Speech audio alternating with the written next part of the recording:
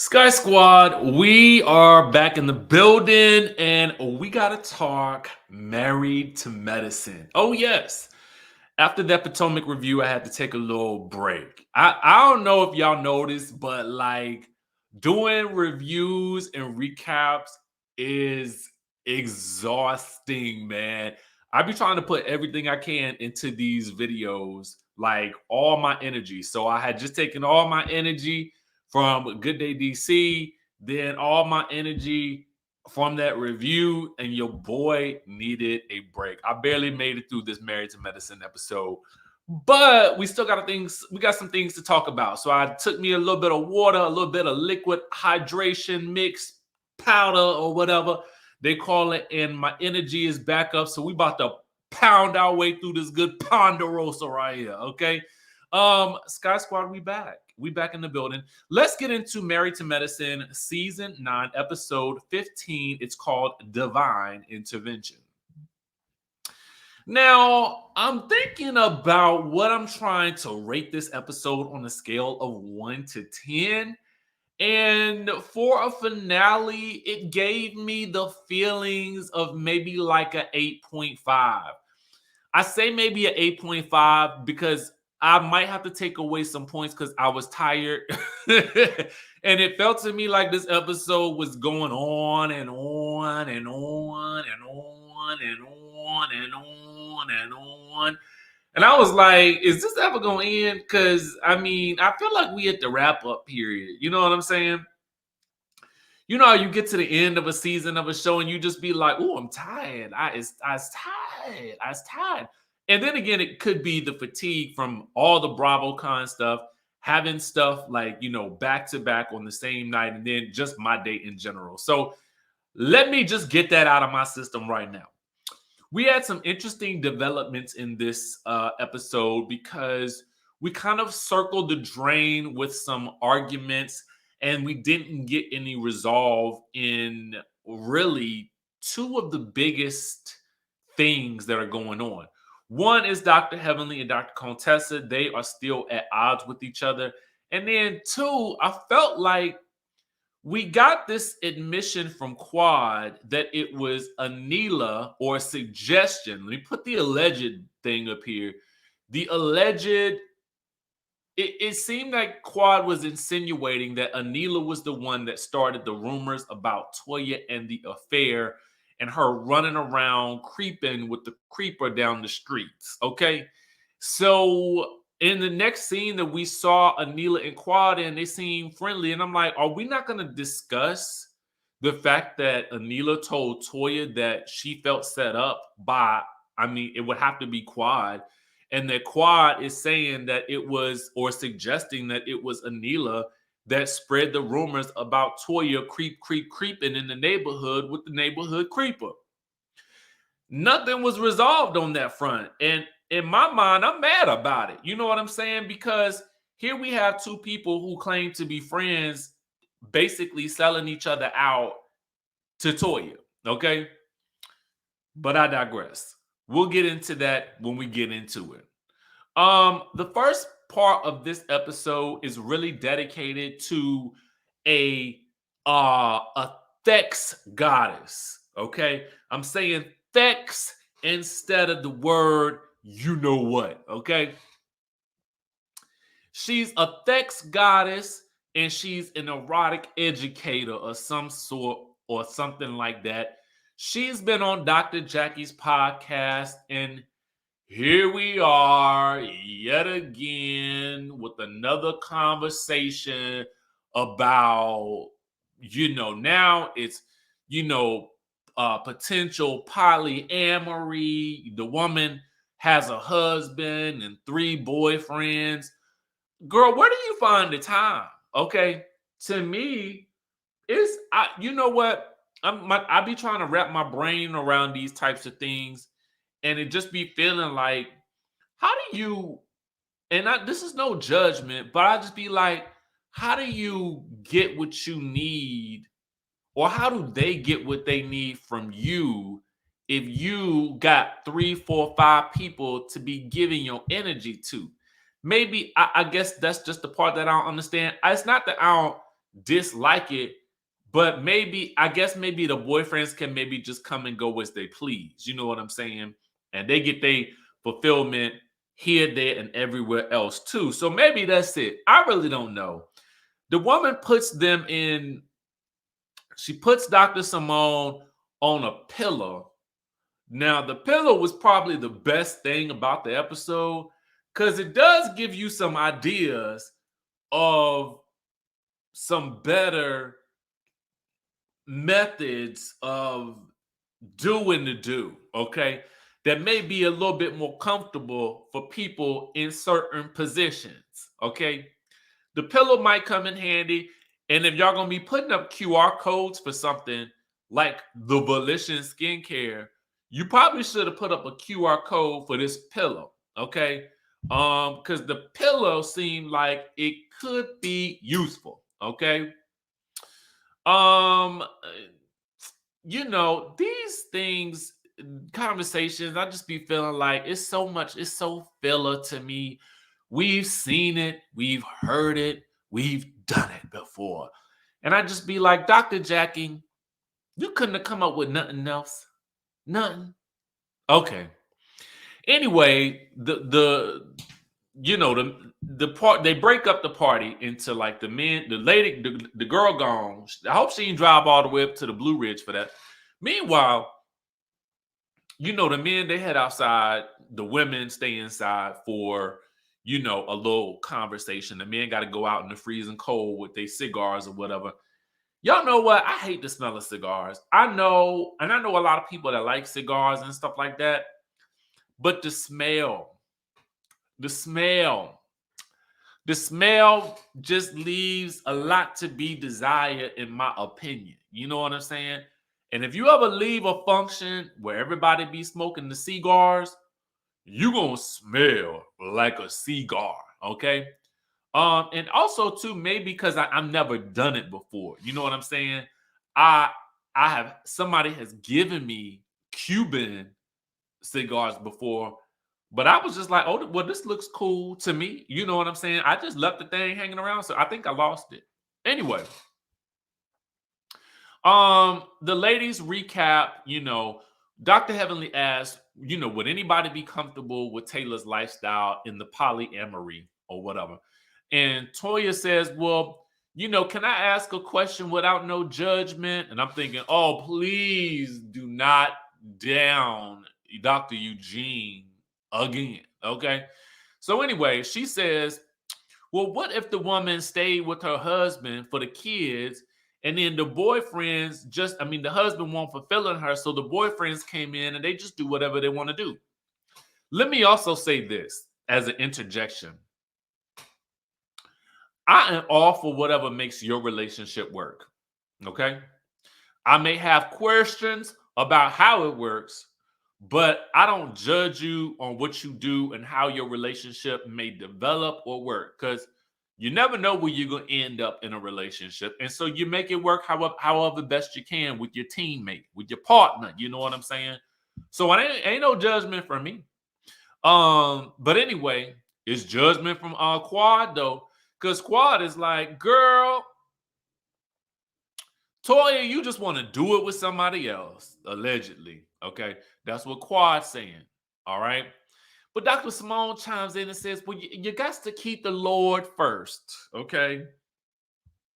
So you can get through the hard times. So anyway, the conversation switches. We're not talking about the men no more. We're talking about the ladies that have been resuscitated in the resuscitation weekend, okay? Dr. Jackie is happy for the progress with Toya and Anila. And then she's happy with the progress for Toya and the Audra. But we still got to make some progress for Dr. Heavenly and Dr. Contessa, okay? And so Dr. Contessa says, we just may need to leave this where it is. I think we're both just fine existing, coexisting, and, not being bosom buddies no more, okay? Dr. Heavenly has a moment where she says, I think you are beautiful, Dr. Contessa. You's a lovely lady. You's wonderful. You is kind. You is smart. You is important. But you ain't gotta take things just because they from a you ain't gotta you don't have to take all this stuff from a man, okay? You ain't gotta do all that. But you kind, smart, wonderful, and important. But girl, don't be letting men talk to you all kind of ways, okay? Even if he is your husband. I said, well, you know what? There went that. And Dr. Contessa is upset. That's my children's father. Okay. And it's my choice to be married. And you keep your opinions about my spouse to your gosh darn mother freaking self. Okay. And if not, then we don't F with each other because that's my next of kin. Okay. So Dr. Heavenly then says, well, if you're gonna badmouth your husband in public and you're gonna stay with him, then don't be badmouthing him in public. Dr. Contessa says, see, that's why we don't F with each other. This is it right here. Dr. Heavenly says, yeah, because you talk too dang much. Yo, we back to the same argument. All right, from the first episode. We back to this argument. Dr. Contessa says, well, you know what? I will never do that again. Okay. And Dr. Heavenly says, don't put your marriage out there. And then it devolves into chaos. And Dr. Contessa got to walk off, to get her emotions together. Dr. Heavenly somehow gets upset and gets into it with Toya, who is calling Dr. Heavenly childish. They calling each other all types of B's. Toya is bout it, okay? Meanwhile, the men are trying to fill Dr. Damon in outside on how much progress the women have made. But all you hear is a cursing and a fursing on the inside of the house. So, I mean, is there really progress being made? I mean, yes, Anila did sell Quad out to be cool with Toya again. But I mean, okay, that's progress.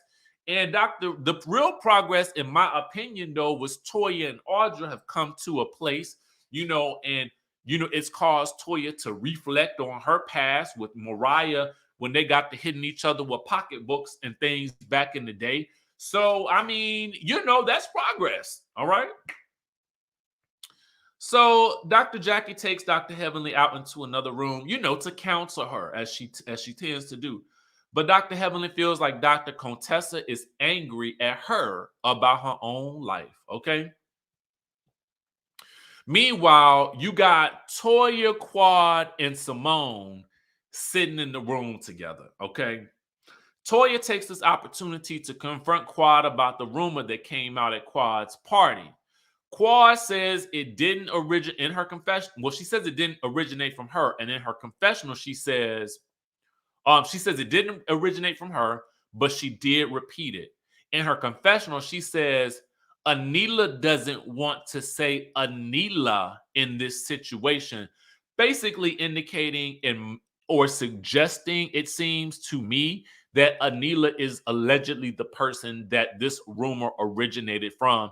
Even though when you flash back to that episode, or Anila is like, it didn't originate from me. And then in my mind, I'd be wondering, like, Anila, are you just really afraid of Toya? Like, dude, I feel like it seems like from the television, I don't know what it's really like, but it seems like from the television, Anila is like the new girl in the neighborhood who wants to have the big shiny house like the rest of the girls. And Toya is like big sister almighty, okay? But also, in order to get into good graces with some of the other girls, Anila needed to come for Toya and almost try to take her down a peg. And in order to do that, she came up with the U-Haul prank and all of that, those other kind of things to get in good with Quad and Heavenly, and then realize that Toya is about it, and realized too that she needed some allies in the neighborhood to watch her house. I don't know what's going on with Anila and Toya, but it just screams to me, please be my friend, Toya. I'll do whatever it takes at this point. Okay. Meanwhile, mind you, there's still this rumor floating around from Carrie Wells that Toya is allegedly the one that told Carrie that there was a hit out on Anila. Okay, so this is going on in the background. It's a mess. It's really a mess when you think about it. And so anyway, somehow it comes out about the rumor that Quad slept with her contractor. Now, Simone admits to repeating it, and Quad wants to know who said it. And Simone says a good, reliable source. So she has a mutual friend, and she tells us this in her confessional. She has a mutual friend who is she has a mutual friend with Quad's contractor. Here's my biggest issue with what Simone did in this scene. She says there's a mystery about how Quad, as a single woman, has been able to pay for this expensive house. So something has obviously gone down. So let me hop back on the screen. It's a little bit bothersome to me that Simone, as it's a little bit bothersome to me that Simone would equate Quad and her being single to being unable to successfully manage her finances enough to pay for a home that is expensive, particularly given the fact that she also has her mom living with her. Her nephew seems to be there part-time. And it seems as though Quad has developed a place for her family to dwell, not just her. So, in this idea that Simone is saying she, Quad, as a single black female, couldn't have obviously done all that. You did all this? Robin, you did all this? Robin, you did all this? She couldn't do all that on her own. She, of course, had to have slept with the contractor. Lord, no, she could not have invested well. Lord, no, she couldn't be good in the stock market. Lord knows mama's name couldn't potentially be on the mansion. Lord knows the woman couldn't have just worked her way to the top. Lord knows she must be doing something stank on the side in order for her to get so hot in such a high station in life. Okay. Especially when you consider that Quad says about Toya that you got a man and y'all can't keep a house. Now, that's not what I'm saying. That's what Quad said. Okay. When she was ranting and a raving for 2 hours. No, it was an hour. Okay. But I'm getting ahead of myself. Quad says she's sick of her name being dragged through the mud. Toya says Quad has been a liar since the day she met her. And then we get flashback of all the times that Quad has gone at it with Toya. So then Quad gets up out of her seat and is ready to get down. But Dr. Contessa comes in because you know she got the muscle. And she said, what now? Stay right here. Don't you move. Don't you move. Don't you get no closer to her. Okay. And so she blocks her, and Toya says that Quad has been trying it for 9 years and trying to wreck everybody's marriage for 9 years, and that Quad is jealous. So Dr. Heavenly comes out to get Quad. They take her back to the same room, the counseling room, okay? And Quad is going off about how Toya can't keep her house, and she got a man. And Quad is just got it like that. And she goes off of calling Toya all types of insecure bees and this, that, and the third for over an hour until it's time to go to bed. Okay. Now, the next day, really, there's an interesting conversation with Dr. Heavenly and Dr. Jackie and Dr. Simone where they recap Dr. Heavenly and Dr. Contessa's issues. Dr. Jackie sees it like this. Dr. Contessa is confiding in Dr. Heavenly about all of these things about her marriage. Do I believe that they were having conversations about her marriage? I do. I think that they were having these conversations.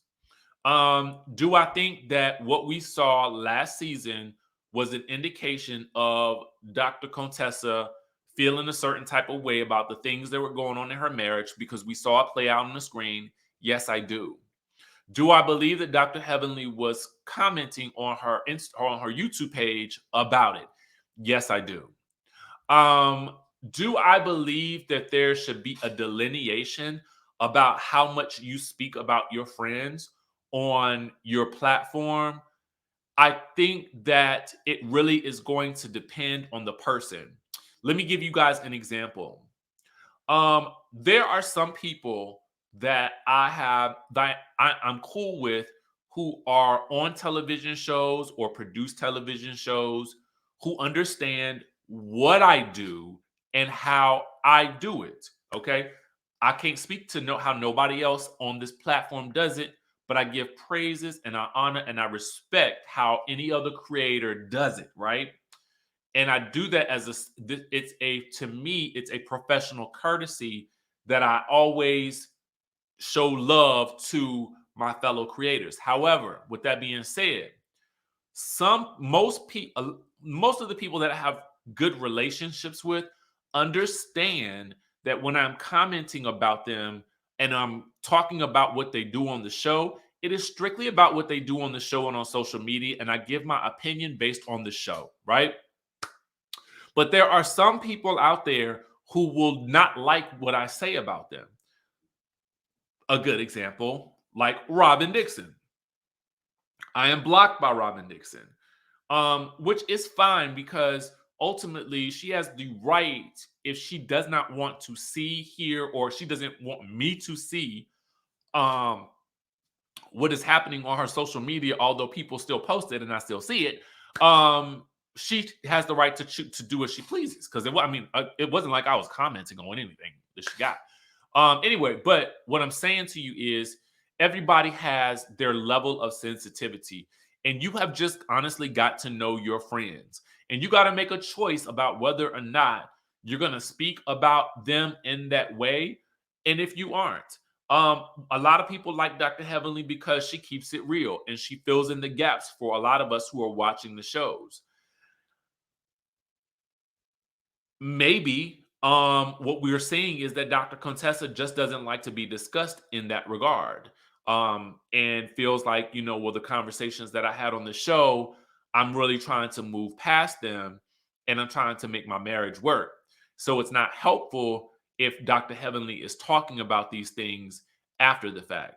But the problem is they were already on the show, and that's what Dr. Heavenly does. Now, what I will say is I would probably not put myself in the position that Dr. Heavenly put herself in, only because I know how couples work, right? I have been alive long enough to know that if my friend gets into an argumentation with a significant other, my stance used to be, well, my friend is my friend, and so if they mad at you, I'm mad at you too. But what I learned from that is my friend might get back together, okay, and stop being mad at the partner, but I'm gonna probably still be mad, okay? So what I've had to learn is I cannot be involved in the day-to-day ups and downs of my friends' relationships. I cannot be, because ultimately they will probably get back together and I will probably still be mad, okay? Depending on the situation. So it's best at this point in my life if I allow other people's relationships to be their relationships. Not that I don't want to hear it, but I kind of listen to it with a little bit of social distance. Do you feel what I'm saying? So I think that's probably the route that if they ever become friends again, which it don't seem likely that they'll be ever be that close again, if I were Dr. Heavenly, I would just take okay, girl, well, whatever you going through, I got you in prayer. You know what I'm saying? Because at the end of the day, in order for Dr. Contessa to work on her marriage, she's gonna have to move beyond whatever the issues were, and your friends have to respect it. I think that's just the real life of it all.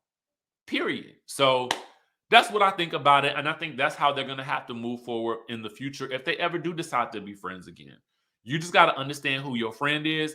And then you, as a person, have to have your own personal stance on how you manage your relationships with your friends and their spouses or their partners. Okay. My personal preference is a little bit of social distance from him. Okay.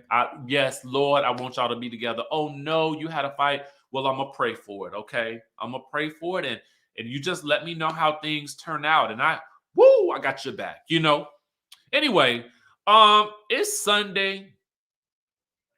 Oh, in that conversation with Dr. Jackie and Dr. Simone, what I was saying was the thing that I found interesting was that they disagreed very strongly about how Dr. Heavenly and Dr. Contessa friendships fell apart.